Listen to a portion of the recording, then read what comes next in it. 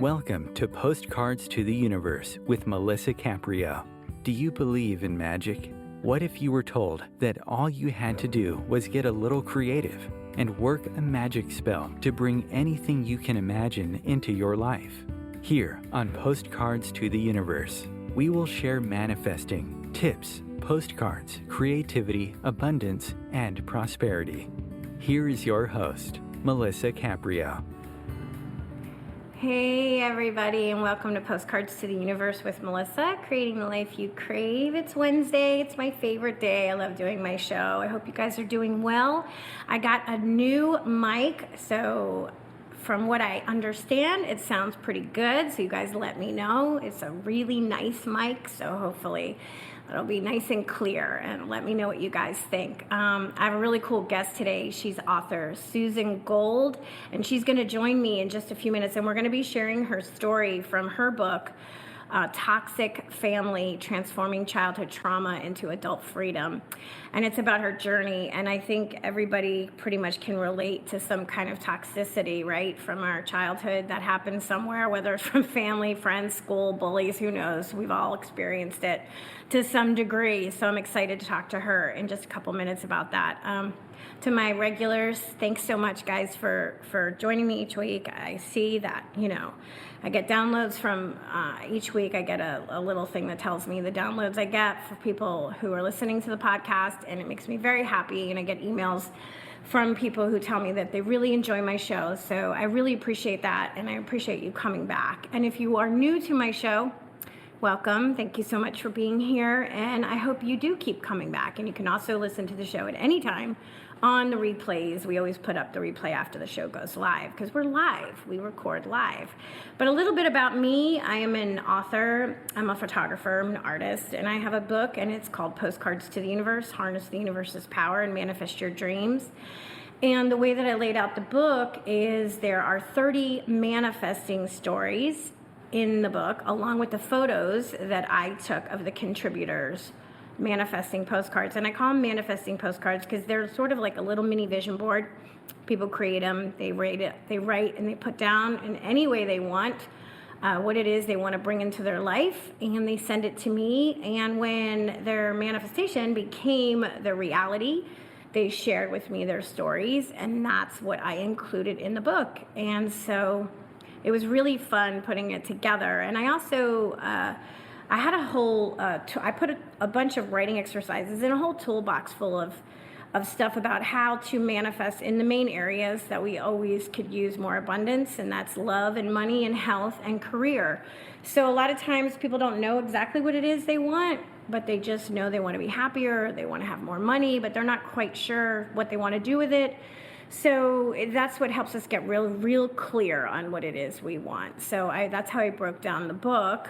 So I would love it if you would check it out, and you can find it, of course, on Amazon.com and BarnesandNoble.com, or if you want to get it from your favorite bookstore and they don't have it, you can just ask them to order it and they can get it for you.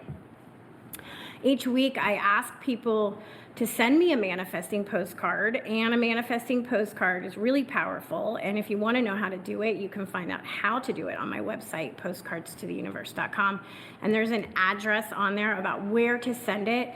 And if you do sign up for my newsletter, it says join my movement, you get actually 2 free gifts. And one is a little ritual on manifesting, and the other is just more in-depth about creating a manifesting postcard, so you can check that out. And if you like Facebook and you like to join groups on Facebook that are fun and uplifting, I have a group. It's public. It's called Postcards of Love, so you can join me over there, and you can post anything uplifting, sweet, funny, all good stuff.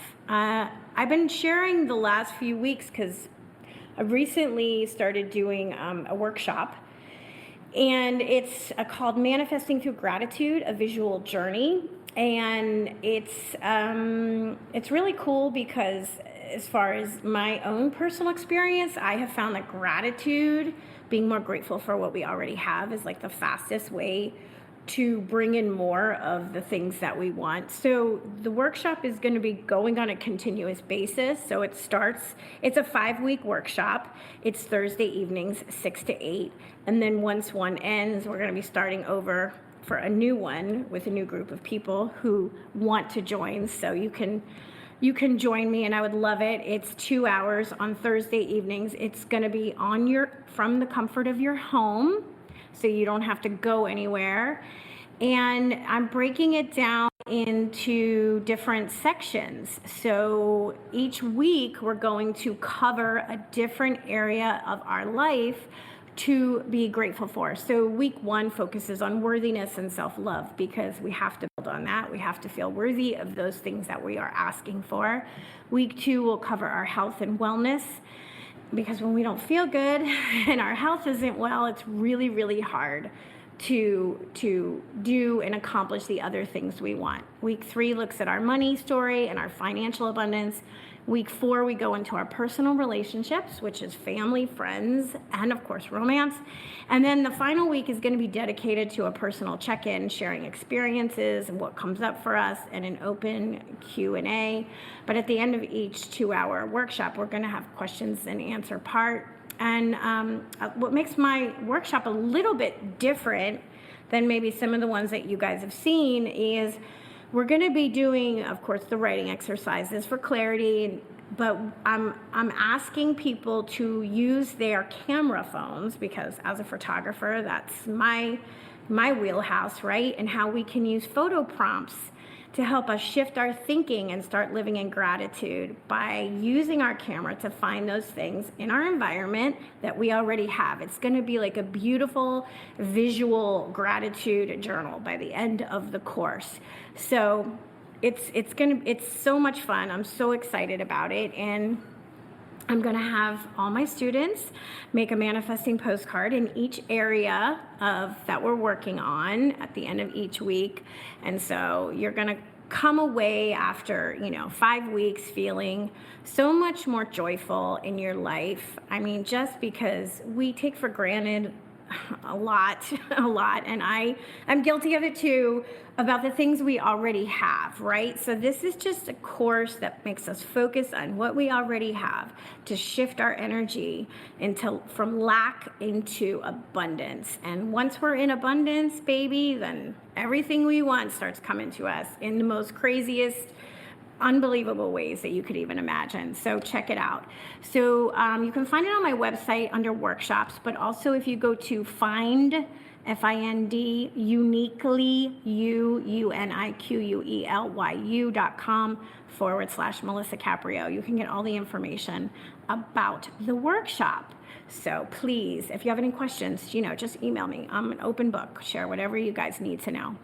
Okay, so a little bit more. I share a magical message each week. It's an image of a manifesting postcard, and I photograph it because I love affirmations, and it's a reminder for me, so I like to share it on all my social media. And this week's is to love. And it's just, I don't really need to give much of an explanation on how to love, but it's just a reminder for us to give more love wherever we see a need for it. Whether it's romance, friends, family, animals. I kind of use this week's with like an animal theme about how do we love our animals. Like that was just what inspired me, but it's not just set to that. It's to show more love to others and of course to ourselves. That's the most important thing. And that's going to segue me to my guest, because that's what she did for herself from her background. So let me give you a little bit about Susan. So Susan Gold was raised in a challenging and chaotic family system, the middle child of 5. To fully thrive, she bravely chose to meet the demons of her upbringing that were continuing to repeat. Her book, Toxic Family: Transforming Childhood Trauma into Adult Freedom, is about that journey. In a small rural town in central Pennsylvania, young Susie is facing trauma as the middle child in a violent and chaotic household.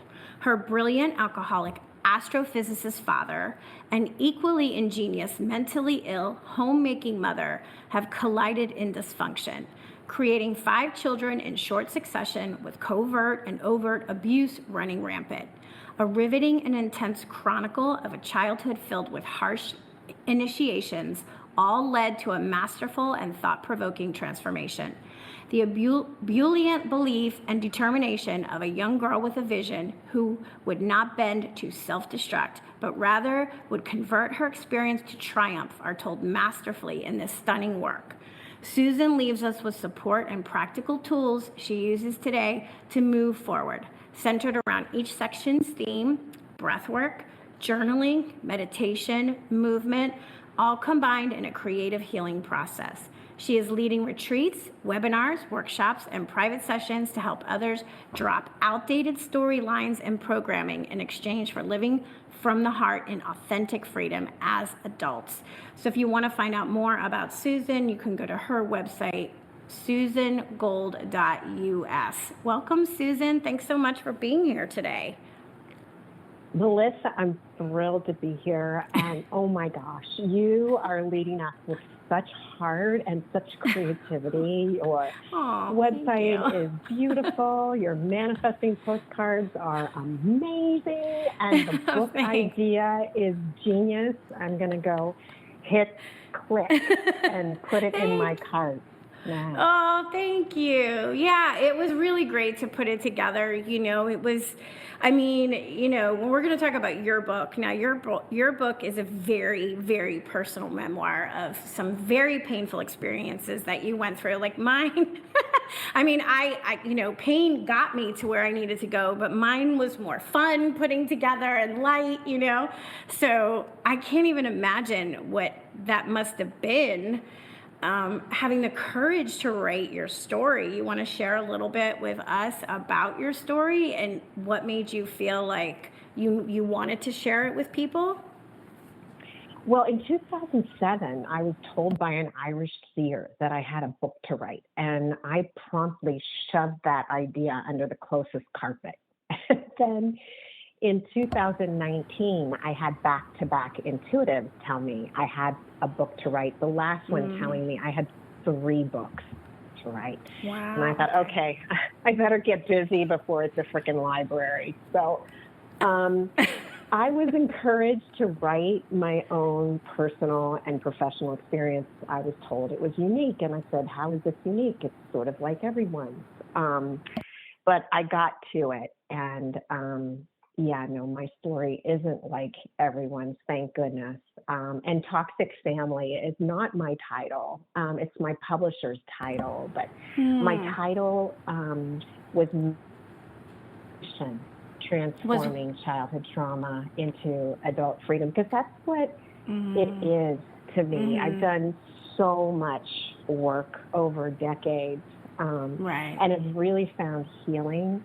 And Melisa, maybe it's you know, remnants of my Southern California days, but I do believe that I was placed in my family with purpose, and I have tremendous respect for the roles that my dad and my mom played, along with my siblings, and I have gratitude, and that's been a transformative shift for me as I've walked this earthly walk on this God-forsaken planet, right?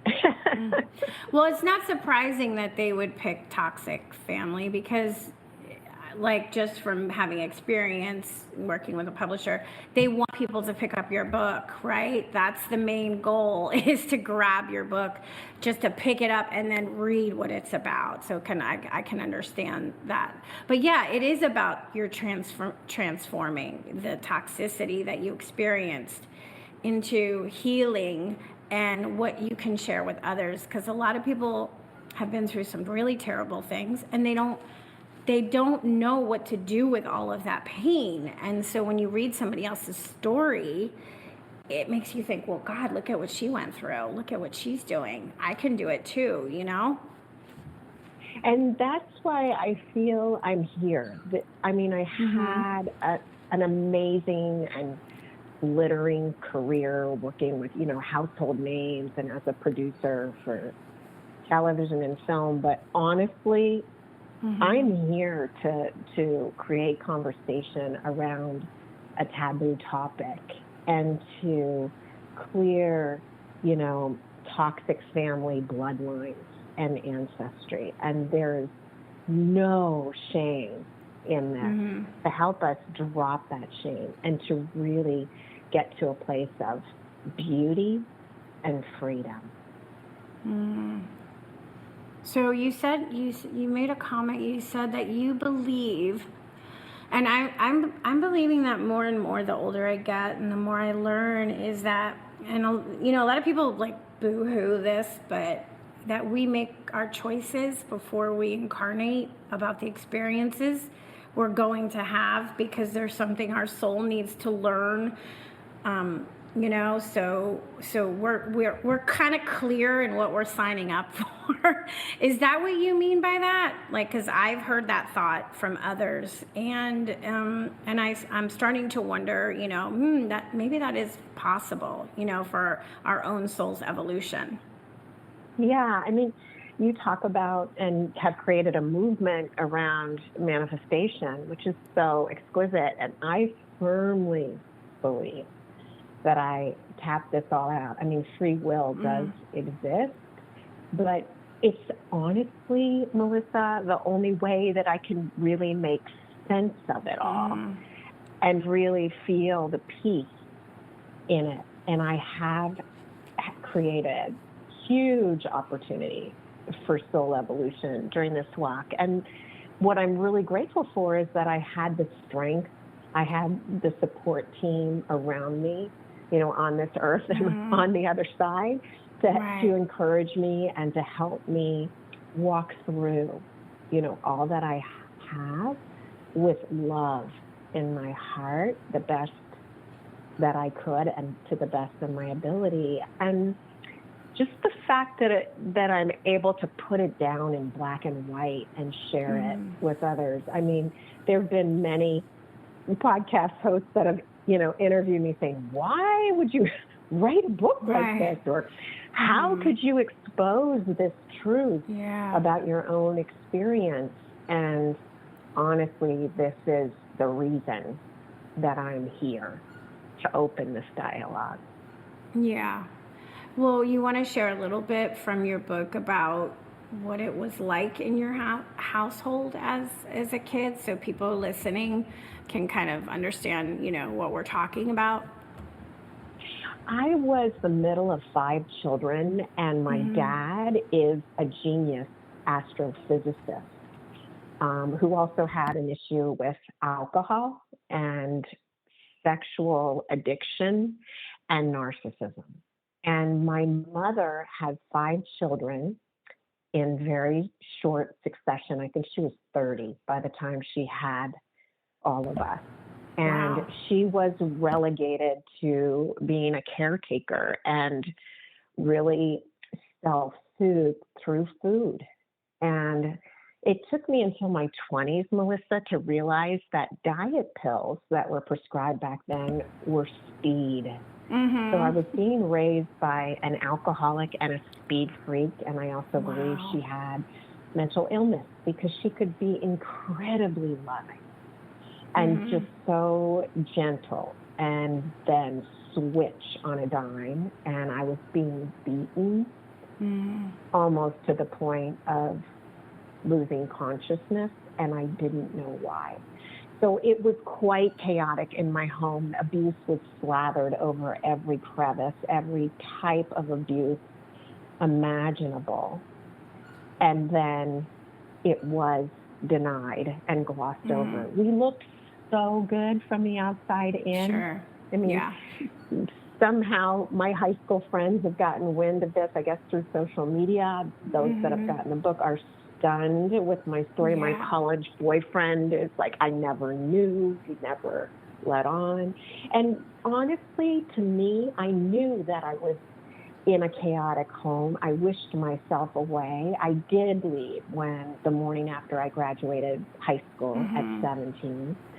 But I didn't understand the depth of the toxicity until the red flags started to appear in my early adulthood. And I imagine that a lot of those red flags showed up in romantic relationships, right? Oh my goodness. Yeah, that's how it plays out. Yeah, lots of arguing and drama initially, and then clinical depression, a 10-year struggle with clinical depression off and on, and even though I had incredible recovery, I got clean when I was 25 and was a long-term meditator and, overcame the clinical depression. I mean, suicidal depression for me, suicidal thoughts. I was 6 years old. I was in front of the cabinet that had pots and pans and the knives stored in the chopping block. And I took one of the knives out and I surveyed the blade and I said, if I could just put this through my chest right now, it would all be over. And I heard my mother yelling from the hallway, and I put that knife back so fast and slammed the cabinetry. But that was the first real suicidal thought that I had, and I've struggled with it off and on throughout my adulthood. Wow, you were such a baby at 6 years old. Oh my God, that's like heartbreaking, that you were so young. Now, is your family, are your parents still alive? So my dad is. My mom transitioned probably like 4 years ago, but we were very telepathically connected, and I didn't realize it until she transferred, and I was carrying on the same conversations I had from opposite sides of the country. So what does your dad say about your book? Did he read it? And your siblings? How is that? Because sometimes what happens is the one in the family that tells the truth, is the truth teller, gets cast out a lot and gets rejected. Because they don't want their secrets known, right? Everybody wants to keep the secrets hidden. So how is that for you? Honestly, it's been really, really tough. So I could not write this book by committee, and I knew that. And I'm still a super empath, Melisa. So I had to write this book in truth. I shared with my family that I was writing a book, and I thought if anybody said they wanted to read the manuscript, I would share it with them. And then my sister has read the book, and she said she had no idea how much pain I was in. Her memory of our childhood is very different than mine. She feels she had an idyllic upbringing. My oldest brother, his childhood is almost all blacked out because the trauma was so great. Yeah. And he read the book and was completely traumatized. His whole construct fell. And it's been, I believe ultimately it will be a gift for him to move through, to become more present in his life and more authentic to his own inner being. But it's pretty painful right now. And my father is still on the fence whether he wants to read the book or not. And I totally respect his wishes, and I don't expect him, nor really want him to read it, because honestly, I know in my heart he did the very best he could. He came from abuse himself, like my mother came from horrible abuse. It was abused children raising abused children for decades through the ancestry. And I know that, and I had conversation with my father about that. And he authentically loves all of us, all of his kids, as best as he's able to. And I know that in my heart, and that's what matters to me today, that love. Yeah, well, you have to tell your story from your perspective, because it is interesting. And I know that from experience, having siblings, and we each have a very different, experience growing up and with our parents, so I can understand how everybody, depending on where they came in the family line and what was going on in the family at the time, how everybody could, one sibling could be like, really, that I don't remember that, or I didn't have that experience, so that's not surprising to me that that your family is, kind of like scattered about where they are with the story, but this is your experience. So you have to describe, your truth and how you experienced it growing up in that life.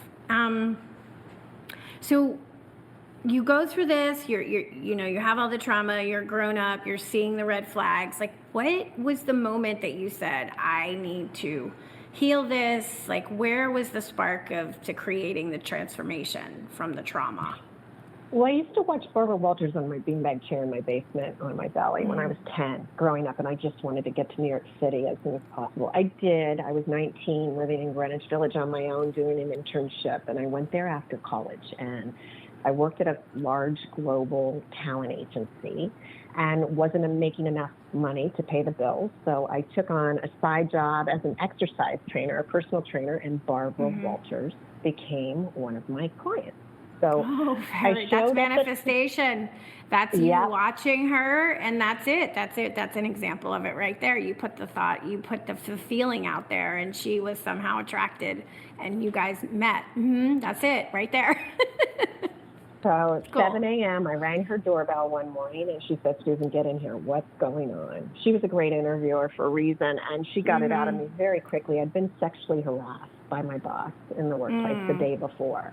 And she said, I'm coming to work with you this morning, and we're going to confront this gentleman together. And I said, yeah, no, Barbara, I got this one. And so I did confront my boss. He promptly fired me. I had 2.5 months of cash in the bank. I was newly sober, and I had just extricated myself from another abusive relationship where the gentleman held the purse strings, I'm embarrassed to say. And Barbara said, come be Merv's assistant, my fiance. He was running a film distribution company at the time. And I said, Barbara, I can't be another assistant after what I've experienced, but thank you. So I launched my own talent brokerage firm and ended up knocking on the door of the factory to convince Andy Warhol to do a commercial for Pontiac that he did not want to do. Sounds like a really amazing time to be in New York. All right, I want to hear more, so let's pause here because I just looked at the clock and we're at the half-hour mark. So let's take our break now, and then we'll come back and keep talking to you guys. Stay tuned, and we'll be back in just a couple of minutes with Susan.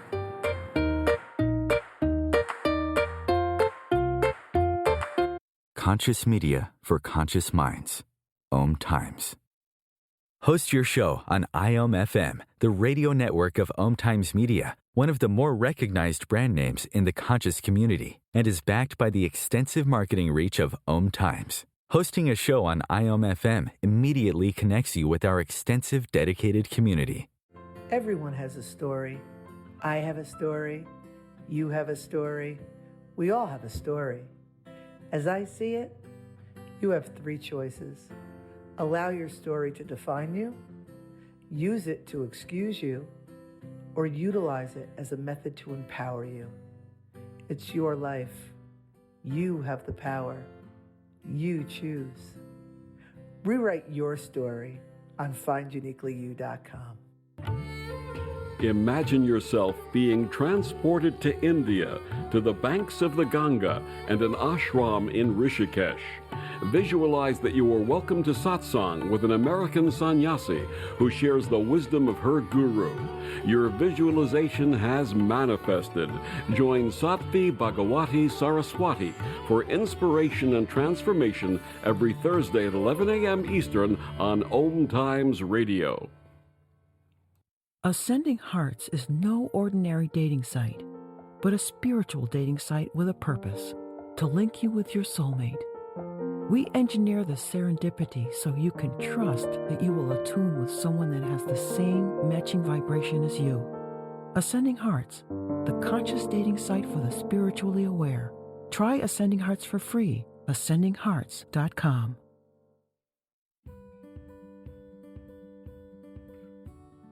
Hi, I'm Melisa Caprio from Postcards to the Universe, creating the life you crave. Do you believe in magic? What if I told you all you had to do was get a little creative and work a dream spell to bring anything you can imagine into your life? Well, guess what? I've got the spell for you. Postcards to the Universe, a global movement for manifestation, is a casting magical tool for you to use whenever you want. How does living in passion sound to you? Join me in my movement where you get to create in the magical playground. Let's think outside the box and do some playful conjuring.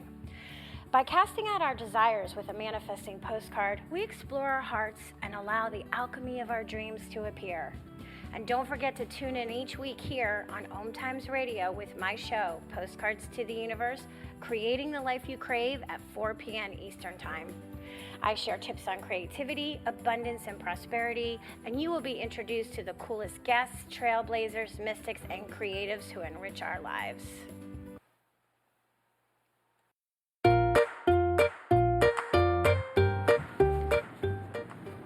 Welcome back. If you're just joining me, I'm talking with Susan Gold, and we are talking about her book and her journey and her experience from, her title of her book is Toxic Family, Transforming Childhood Trauma into Adult Freedom.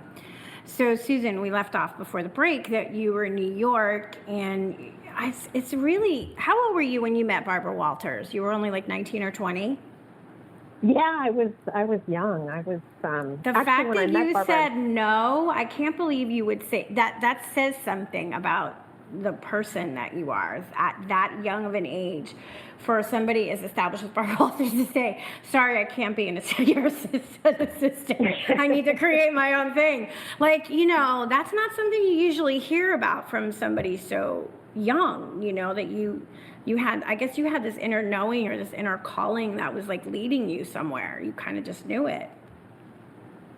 I think that's always been with me. I think it's been one of my strong suits. I think it's what kept me going through my childhood and then on into adulthood. I've had 2 corporate gigs, the first with ICM, the talent agency, and the second with Fox. And they didn't last very long. I'm just like a square peg in a round hole when it comes to the system, so to speak. It just is not a fit. I've always been sort of half out of the matrix until I fully woke up and stepped right out. Stepped right out. So some of the work that you're doing now, like, are you, okay, so you well, let me just let you finish your story. So you're in New York, you're knocking on, you talked Andy Warhol into doing, what was it, a Pontiac commercial? Yeah. That must have been wild. Oh my God. It must have been so fun being in New York though at that time with all the artists and the creatives. Like, I can't even imagine. It must have been like really, really cool. So what like made you start to go from, okay, I'm going to be working and doing this kind of work to, I want to start working inside myself. I want to start healing. I want to start sharing these healing modalities that I'm finding that I see have helped me with other people. Like, how did that all kind of manifest? Well, getting sober was the first step. So that was what I needed for a level playing field to do the work that I needed to do to transform. And so I've been sober since before you were born, I think 1985. And no, I was born. I was around. Go ahead. Okay. Go ahead. And then four and a half years clean, I went to my first rehab because I was suffering from a suicidal depression. I had a work project that was sort of replicating the role that I played, or one of the roles I played, which was to break up my parents' fight. So I was the mediator in between, and it echoed, and I had a bit of a breakdown and became suicidal, went to a treatment center, learned about clinical depression, and then later learned about narcissistic abuse. And it just all sort of unveiled itself as I've continued to take this walk on this earthly plane. And I was really encouraged because people said, you have so much experience in so many different areas and so much to share just on a personal and professional level. So that's when I decided to take it a little more seriously. Plus, that little inner voice that gives you the nudging from the universe, that intuitive voice that can be very loud. And ultimately, that started in Southern California. You need a more rural setting. You need a bigger sky. Your central nervous system needs to settle down. That 5G tower that just went on the neighbor's block looks not so fun. So I started to look around at other options. I had a cabin in the Catskills when I lived in New York City, and Montana was not on my bucket list. But ultimately, I came here and checked it out and fell in love. And this has given me the space and the creativity and the nurturing. It's where I was able to finish and have the book published. And now I'm serving others that have walked through similar trauma that I have. Yeah, I'm a firm believer that you have to find your place, your home. Because you can live in the most beautiful, like California's beautiful, you know, Florida beaches are beautiful or whatever, but if you're not feeling the connection to the earth in those places, then that's not where you're supposed to be, right? You know, and this, obviously. You went to Montana, which is beautiful, by the way. It's beautiful. Yeah, I loved New York City when I lived there. I loved LA, you know, and I really thought I'd stay in California, certainly until my son graduated from college. He's going to finish in May. He's finishing in 3 years instead of 4, but the universe had a reassignment, and sometimes you have to follow that lead. That's certainly what I've found as I've gone on in life. It's definitely not always the easier, softer way, but for me, it's helped me flourish as a human being. Yeah, you got to listen to those nudges. You got to ask, why am I feeling this way, and find out, because there is your soul's trying to lead you somewhere for a reason. I'm a firm believer in that.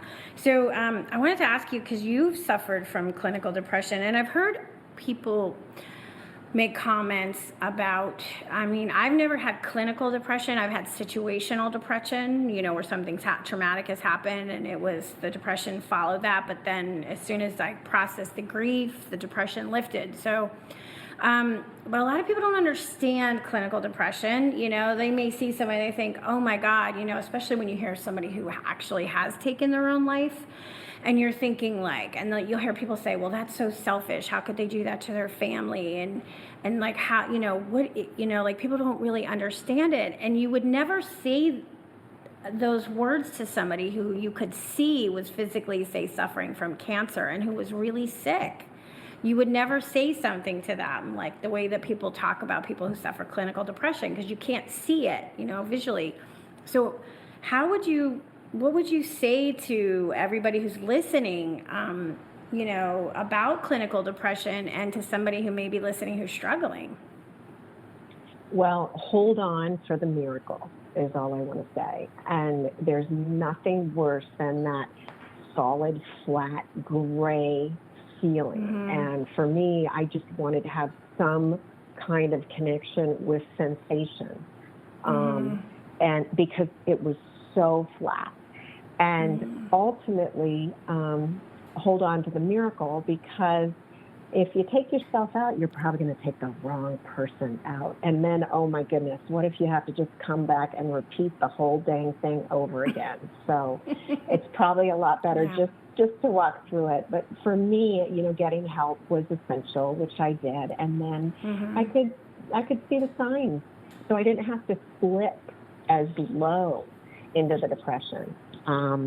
I moved from New York to LA for what I thought was a great career move, but it was really to meet one of my biggest gurus of my life. And I'm using the word guru as in teacher, and that was the man who would become my ex-husband. And we ultimately divorced. It was a horrendous story, but I won't go into that now. But the last 2 months, I started slipping back into that depressive state. The difference was I could catch it. I set up a friend for each day of the week, a different friend, 7 friends. And I would check in, make a call. If I was depressed or having suicidal thoughts, seriously, and they didn't pick up, I would commit on the phone to call the next person until I got somebody alive and talked it through. And that really helped me through the end of that experience. Yeah, because you at this point had been aware of where you would go to when you were in the worst part of your clinical depression. So you could start feeling the signs of things coming on by trusting how you're feeling in the moment. Yeah, because clinical depression, a lot people don't understand it. It's very hard to grasp if you don't suffer from it, right? I mean, did you hear that from other people? Like, why, like, what's wrong with you, like, or just, put on a smile on your face and you'll feel better, like that kind of stuff? Some of that, but authentically, when you're not drinking or using any kind of mood-altering drug, you've got to step up and you've got to find a way through, or you're going to lapse back into behaviors that really don't work for you. So I guess that was a plus of that. Yeah, you didn't want to slip back into your old habits because that cycle is just going to keep taking you down and down and down. So you said something, your ex-husband, whatever that was he also a narcissist? Because you talk about coaching, about helping people who may be in the middle of, separating from a narcissist, whether it's divorce or separation. So did you attract that because of your dad? Like that always I'm always curious how that works out.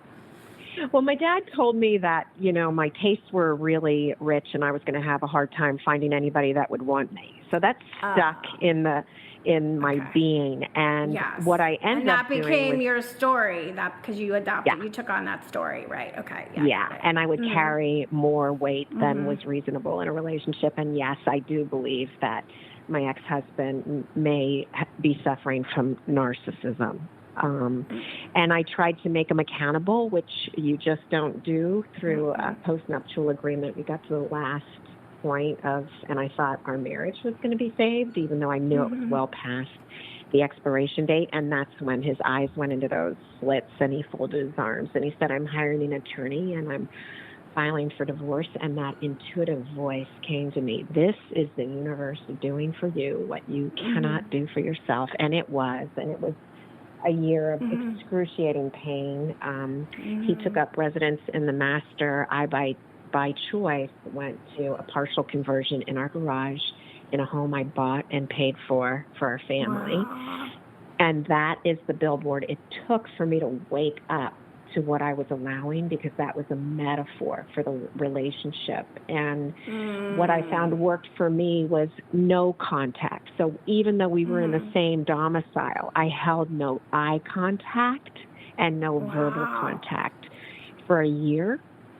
That it took until we could come to an agreement. I could write him his 6-figure check, and he moved on to his next source of supply. And I call him my greatest guru because through that process, he taught me my own value. My friends told me, oh, you're so accomplished, you're so capable. I didn't feel that. I mean, since second grade in Billy Fritz, I was attached at the hip to some boy's attention. And that broke that cycle. Finally and fully, and I actually could go and touch that inner child inside me, that piece of my soul that's on this journey with me, and have profound respect and deep love for her, and that's been pivotal to my transformation. Yeah, no, I totally can relate to that. I wouldn't say my ex-husband was a narcissist. He may have had a few narcissistic tendencies, but he was emotionally abusive, and he was a punisher, like a silent treatment kind of thing. And it was very painful when I got out of it. And it took me a while, but I, like you, look at that as a gift. Not at the time, of course, but much later, as the gift that showed me about what my boundaries are, how my worthiness, like that. He was a very big teacher in my life and getting me, to work on my own self-worth, and that has been a huge gift. So I understand the meaning of when you're going through something like that, but when you're in the middle of it, like let's say somebody who's listening is with a narcissist or somebody they suspect, is a narcissist or has narcissistic tendencies, what would you tell them? Like, what advice would you give them right now if they're going through that pain? Well, first, you have to be aware of the situation. So if you are with someone who's a narcissist, that blame is always going to ricochet back on you, and there's no escape, and you can't control it, and you can't fix it, and you can't change it. So you have to accept that deeply to the core of your being, and then you have to take action. And unfortunately, if you're in a narcissistic relationship, no contact is the only thing that works, and it's really difficult because it feels unjust and unreasonable, and why can't they be accountable? They can't. They can't. And the best thing you can do is get out and no contact. Yeah. Yeah, I agree. No contact and no social media stalking. For your own peace Oh my of goodness, mind. no. Yeah, for your own peace of button. mind. Yeah. Just and don't. Yeah, and you will not win, and it doesn't, it doesn't feel just, but it is ultimately, great miracles came into my life. I mean, talk about manifestation. Yeah. As a result. So why don't you talk a little bit about that? Like after you healed that was moved out of your life, and it created the space for all these things to come into your life. What shifted for you? What spiritual insights did you get? Share all that with us. Well, there's a spiritual axiom: you point one finger out and 3 come back at you. And while there is truth in that axiom, you have to be careful with that axiom when you're an empath. And I'm a super empath, meaning I really sense the emotions of the individual, and the room that I'm in. And you have to be careful with that one, especially empaths generally can attract narcissists. It's just opposites attract, and that can really be a detriment to moving out of abusive relationships and into health. So, not sure what my point was there, but no, but I know what you're saying. It's like you have to. I think it's being. What I took from it is just being very self-aware, right? So if you are empathic, very sensitive, and empath, that doesn't mean that as you're pointing outward, you're bringing that back into yourself, right? You're absorbing other people's energy. So you just have to kind of be self-aware about where you are and come up with a way to protect yourself and draw some seriously strong boundaries. Boundaries are very important. I love boundaries. Yeah, I've come to love them. My boundaries were completely porous for so long. And it's hard as an empath to feel you're entitled and deserving of them, but I'm much better at it now than I've ever been before. I'm sure. So how has your experience, now looking back, helped you? So this is what I'm trying to ask you. Maybe you'll understand. So there's certain people, when they get hit with a lot of things in life, right? They become resolved and they crumble and they isolate and they stop, And then there's other people that take those experiences and say, okay, I'm going to do something with this. I don't want to crumble up and hide away and just sit there and be afraid of trying anything or doing anything. So how do those of us who have had these difficult experiences endure? Where do we find the strength? What worked for you to find that power within yourself? Does that make sense? Well, I had a grizzly focus. I was a former marathoner and triathlete, so I took that focus into life. I was also a long-time meditator. So I also had that focus. And I've had that drive since I'm little. I knew I was going to get up and out of the household I grew up in and did. I knew I was going to go to New York City and make something of myself, preferably on the business side of the entertainment industry. I did. I didn't know what a producer was. I created, my job as a producer and moved through. So I've just always stepped up, faced alcoholism, faced the depression rather than crumble. I mean, I think we have exit points along the way, and we can make we can make a choice. I just knew intuitively that I had more to give and more to live and more evolution of my own being that I wanted to achieve while I walked this walk, and that helped inspire me forward. And I know you help others, because when I was reading in your bio, you said that you do private sessions too, right? Like, so if somebody's listening and like really resonates with your story, gets your book and reads your story and goes, yeah, I want to reach out to her. You do private sessions too, because I know you do webinars and workshops and stuff also. So people can do that with you. They can work with you one-on-one if they wanted. Yeah, absolutely. And if you feel moved, you've appreciated this conversation that Melissa's led so brilliantly, and you want to connect, please send me an email. Just go to my website, susangold.us, and we'll get on a call for half an hour. I want to hear your story. You deserve to be heard and recognized. Definitely. It's always an inside job. No, everything we see on the outside of the world, even though we want to project, it's always an inside job. And you got to learn that sometimes the hard way, but it's the truth. So you said in when you were talking about the things you do, you help people drop these outdated storylines in programming. What do you mean by like outdated storylines in programming? Well, I think through our family lineage, we pick up a lot that doesn't really belong to us. I mean, some of my stuff, it's not even from current or recent past. It's ancient. I mean, I remember talking to both of my grandmothers, and they said they'd never marry their husbands again if they had a choice. I mean, there's a lot of similarities that have been, carried. I was replicating what my paternal grandmother did. And so that's what I mean about dropping outdated storylines. A lot of this trauma, this shame, this guilt, this storyline, it doesn't even belong to us. It's like Robert De Niro in The Mission, carrying that big bag of crap, scaling that cliff with his fingernails until finally, the bag drops. And that's what I help people do. Drop the bag, see it from a new perspective, and find a release around it. So you can trudge through it with a little bit of lightness and even sometimes joy.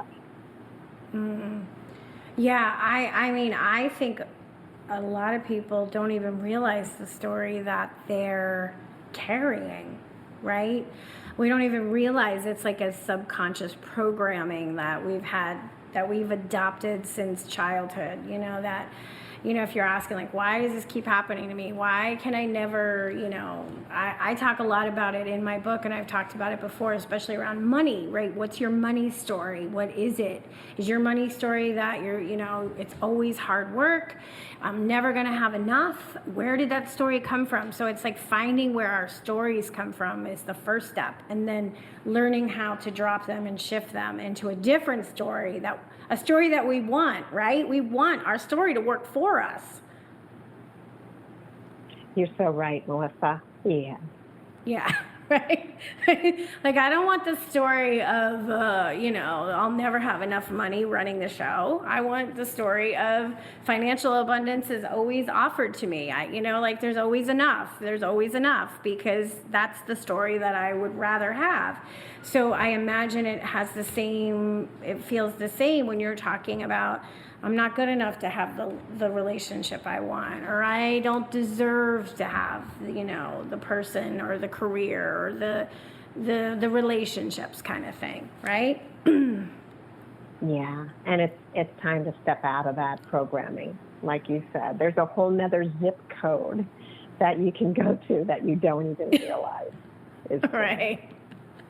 So now, when did your book come out? What year did your book come out? It came out this March.